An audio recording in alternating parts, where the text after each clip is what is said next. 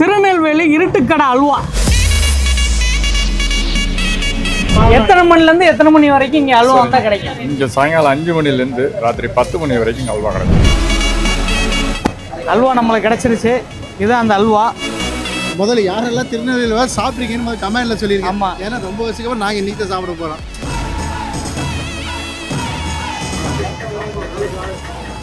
அதாவது என்னென்னா அந்த அல்வா கொஞ்சம் எடுத்தோன்னே கொஞ்சம் இதுவாக வரணும் இல்லையா? இது கொஞ்சம் அந்த டைட்டாக இருக்குது. அதான் இது நல்லா வலுவலுன்னு இருக்குது. நெய்யோட வாசனை தான். வாயில் வச்சோன்னா அந்த நெய்யோட வாசனை தான்.